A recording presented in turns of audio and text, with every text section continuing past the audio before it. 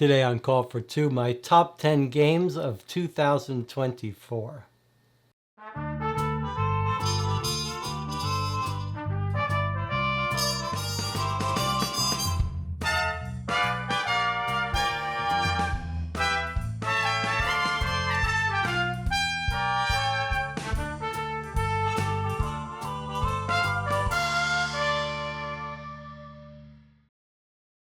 Let's go over some ground rules first.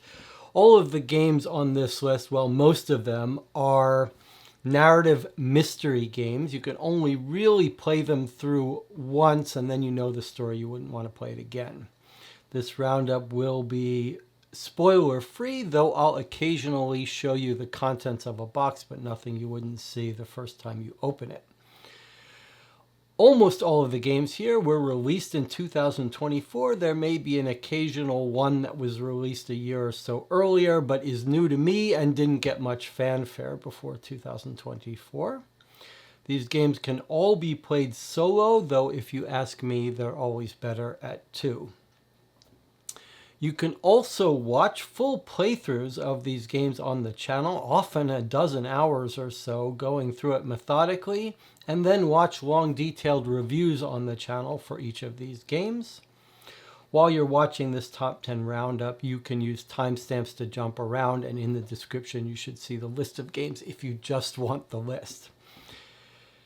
Last thing to say is don't take the order of this top 10 too seriously. I think depending on your taste, you could rearrange the games any way you want. This is really a set of games that were the most memorable games for me in 2024, and the order is not that important. Starting out at number 10 is Suspects Adele and Neville. This is the third box in the Suspects series. Each box has 3 independent cases. There are also some small standalone cases you can get. But these are sort of classic Agatha Christie style mysteries. Each mystery comes with a deck of cards that you'll run through. You can see here's a solution in this little envelope. Each case also has a couple of large full-size documents that you'll be told to reveal. And the general rules of the game are a little different for a small box mystery game, in that for each case you'll eventually see every single card. There's no time limit in that respect, but you'll be asked to try to figure out what's going on at various points. So by the time you get to the end and see the last card, you'll hopefully have a reasonable understanding of the case. The cases are ranked from easy, moderate to difficult. All 3 of the boxes have that flavor. I have enjoyed all of the large boxes of Suspects, but this is the first one that really feels like it's firing on all cylinders. And you've got 3 successful, interesting cases here that feel reasonably fair and definitely engaging. There are some interesting mechanics here. Occasionally you can line up cards to see that 2 things match, or line up 2 cards to ask someone about an object.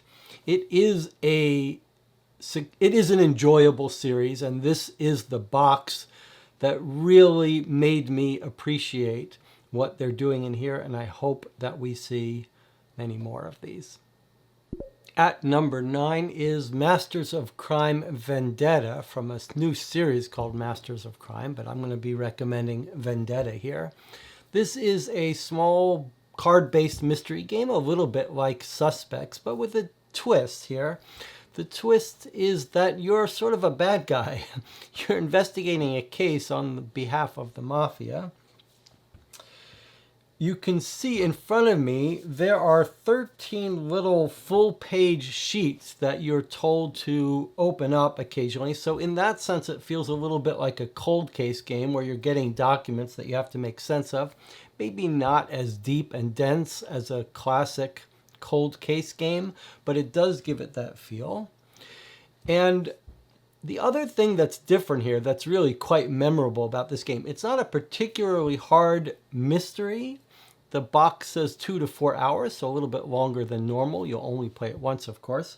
But what's interesting here is during the course of this game, at the beginning, at the end, and in various parts, you'll be asked to make sort of psychological decisions. So most of what you're doing is solving a mystery, but you have to make choices as you play this game, and some of them are morally interesting and fun to make. So if you're looking for something different, check out the Masters of Crime series and Vendetta in particular. And now for something completely different. Coming in at number 8 is Razorhurst Blood Alley. This is a free print and play game by John Keane. You can download it at Board Game Geek. It's a follow-up of another big, long, epic game called Razorhurst. It's sort of the sequel here. And you can watch our playthrough of both the original and the new one. About 22, 23 hours for each game. And completely free. You should wait until the next revision of Razorhurst Blood Alley comes out, but that'll be out within days of this video going live. This is a difficult, taxing, long game. You should not play this unless you're quite experienced at Sherlock Holmes consulting detective style games, and until you don't play it until you're ready to take serious notes. It's got a lot in common with Sherlock Holmes Consulting Detective, but there's a whole other layer of sort of resource management. You can see the game takes place over the course of a week of virtual game days, and you've got to manage your time and your skills, which sort of decrease and then reset. You'll play a detective, you'll track your skills. Occasionally you'll roll a die to see if you pass a test. There's whole sets of maps of different neighborhoods in Sydney, Australia. And this is a true crime, based on a true crime, that happened in Australia in 1929. It's an adult real case. You should not be expecting cartoon stuff here. Some of this stuff is touching. It's at times funny. If you're seriously into this genre, you do owe it to yourself to check out Razorhurst Blood Alley. Maybe start with the original Razorhurst and then make your way to Razorhurst Blood Alley. Coming in at number 7 is Mortum Medieval Detective The Shelter expansion. It's called an expansion, but it's not. It's a standalone game. You can see it's all card-based. And this is a supernatural horror tale. It's absolutely a mystery to solve, but it also feels a little bit like an adventure game. There is some resource management, some time management. It takes place over the course of several days. And there are not that many good horror supernatural mystery games, and this is absolutely one. It has a really distinctive feel. There's a vision here. It does feel claustrophobic and scary and dangerous, and you're not quite sure what's going on. Everything is taking place in this small little village. It's extremely well done. It's unique. It has its own mechanical systems. There are some tough choices you'll have to make, some scary moments, and it all wraps up in a very satisfying way. I had a lot to critique about the original Mortum Medieval Detective, but for me, this little standalone box, The Shelter, really was a home run. Number 6 on my list is Cryptic Killer's Murder in Market Hill. Now, those of you who have been following this channel know that I have been recommending Cryptic Killers, the series of cold case games, for a long time. They are some of the most consistently high quality, satisfying, well done cold case games that exist. You really can't go wrong. And they exist in a spectrum of difficulties. Well, Murder in Market Hill is the most difficult case they make. 5 out of 5 difficulty. It's a cold case game. You know what that means. That means you get a whole slew of documents and you just read through them and try to understand and piece together the mystery. There's a small online component. I've given advice before that you should save that for last. You can watch our full playthrough of this game on the channel and my review. This is not a game for beginners, but if you are an experienced cold case game player, This is one of the most challenging, interesting, deep, satisfying cold case games you can get. Don't start here, but make your way here. Coming in at number 5 is Hunt a Killer's A Wealth of Murder. Now, this is a surprise for me. I have been pretty harsh on Hunt a Killer in the past for leaning on props and having unfun stuff and just being not nearly as good as some of the other cold case games. But A Wealth of Murder was a real surprise to me. This is a classic cold case game. The props and documents are really top notch. You can see some of them laid out here. Some of them are quite dense.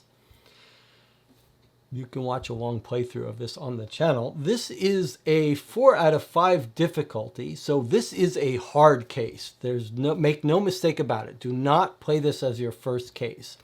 But if you are serious about the cold case game, dossier game genre, and you're looking for a challenge, and maybe you've been a little bit disappointed with some past Hunt a Killer games, this one is really quite extraordinary. Some of the clues here are so subtle and they do click together and make sense. A very well done cold case game. If this is any sign of what's to come from the new selling of Hunt a Killer, the new direction for this company, we are all in store for some good things. Coming in at number 4 is the 7th Citadel. This is a hugely ambitious, mostly card-based game. Thousands of cards here that lay out and form a giant map. It's an exploration game. You're exploring a strange world over the course of several campaigns. Each campaign will take you many sessions to play. Once you've played through all of them, which might take you a very long time, you probably won't be playing through them again. But this isn't a mystery game per se.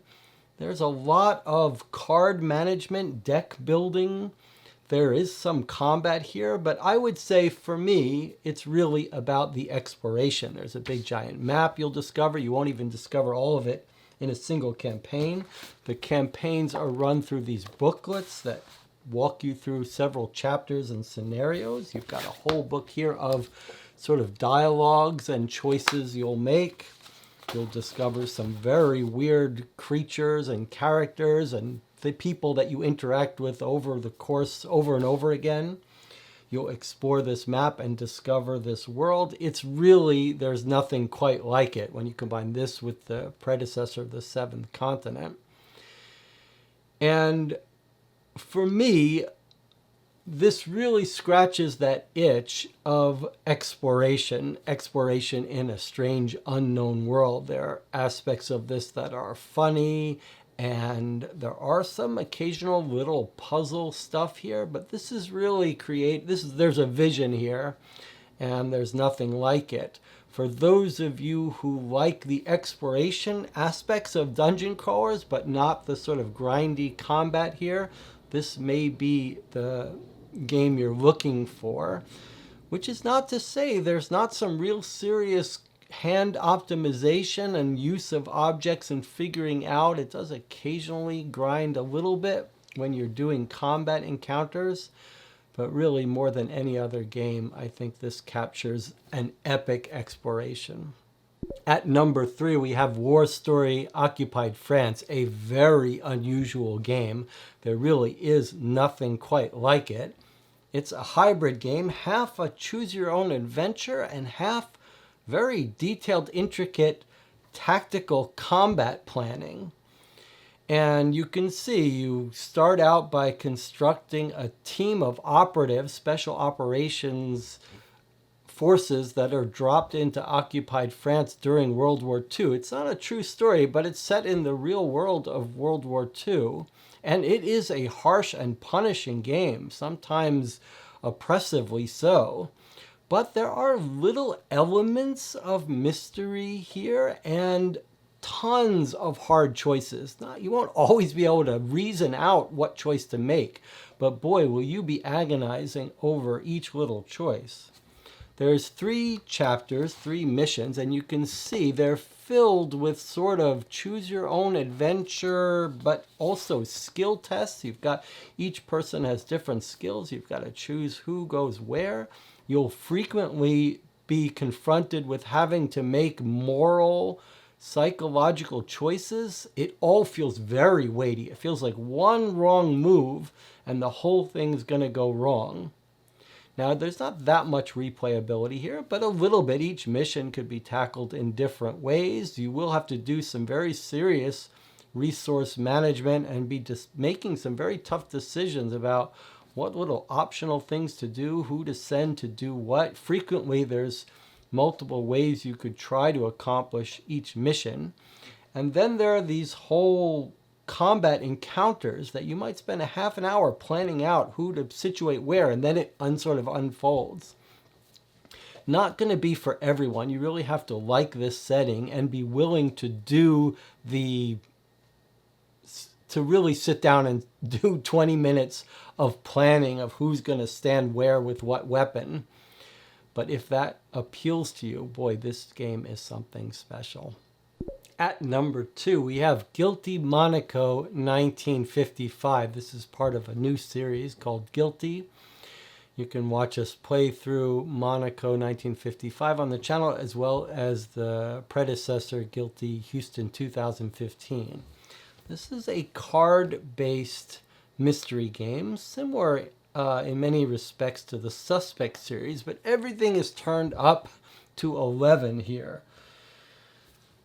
The art is gorgeous across the board. There's a big giant deck of places you can go, people you can talk to. There's a very intricate system here for asking people about each other or about other things. There's this very clever, enjoyable time mechanic where each time that goes by, events start occurring. You won't be able to go everywhere and do everything you want to do because there's a time limit. There are a couple things that come out that feel a little bit like a cold case game. And then the sense of place and history, this is all happening at a real period of time, and you're hearing about things in the background. You're meeting real people from history. But really what makes this special is the mystery at the core of it is very intricate and deep. It feels like sort of a heist movie, and that just is carried through this whole way. The theme is thick here, and the mystery is rich and satisfying.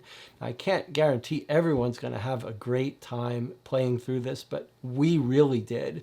You must take this game seriously. This is not a trivial little throwaway game. You're going to have to be very serious about solving this if you want to solve it. And the ending of the game is really handled well and differently and unusually. It sort of unfolds. You flip this over and it walks you through your ending decisions. It's not just about solving the case. It's sort of a story that unfolds and could unfold in several different ways. I am really looking forward to seeing what they do with this series. There's a lot of great stuff packed into this little box. And now my number 1 game of 2024. It's Medical Mysteries New York City Emergency Room. This is a completely unique game, but it really feels like you're solving medical mysteries. It's a set of 4 cases and a tutorial case, which I have in front of me here. Basically, each case, a patient comes in exhibiting some symptoms. You've got an intake interview. You'll get this page showing some results, maybe some history of the patient, interview with the person who brought them in. And then you've got to figure out what's wrong and treat them. And you'll have a specific amount of time, and you'll be filling this sheet out as you go. You'll get status of the patient and options available to you. Their status will change over the course of the night while you're treating them, depending on what you do and just what's wrong with them. You'll get, for each patient, you can see each packet has its own set of cards, but also additional medical treatments, descriptions of certain medical problems. So in this tutorial, we've just got some list of kidney, digestive issues, different kinds of tests you could run, specialists you could send the person to, drugs you could prescribe. So every time you'll be racing the clock to figure out what's wrong. And the cases are ranked in difficulty, starting from easy to difficult. And these are not easy cases. In fact, you may really feel the stress of getting these things right. It will not feel good when you lose a patient. And this really does feel like a proper mystery. There are subtle details to figure out, not just paying attention to all the details. You'll learn about medical procedures and issues. And then the sort of icing on the cake of this brilliant system that really works well, and there's nothing like it. The icing on the cake here is the sort of end game recommendation. So when you get to the end, you're going to have to list what's wrong, what treatments and recommendations. And it's very well done. Like, the game will reward you for practicing medicine properly, not just obeying all the sort of rules and criteria for diagnosing and treating stuff, but just for being smart and using your common sense. I mean, everything comes together here. If there's any game on this list that has the potential to bring new people into this space who didn't even realize that they might love a mystery game, this is it. I could absolutely see if you've got a young college-aged kid, maybe someone going into med school or nursing or anything like that, this has the potential to be really a special experience. There's a new box coming out soon called Miami Flatline. Can't wait to play it. You can watch our playthrough of all of these cases on the channel as well as my review. There you have it, my top games of 2024. If you're looking for a broader spectrum of recommendations from me, you can see my holiday game guide to tabletop mystery games, where I discuss over 70 games in 24 categories. If there's something you think I missed, let me know in the comments. Otherwise, I'll see you next time.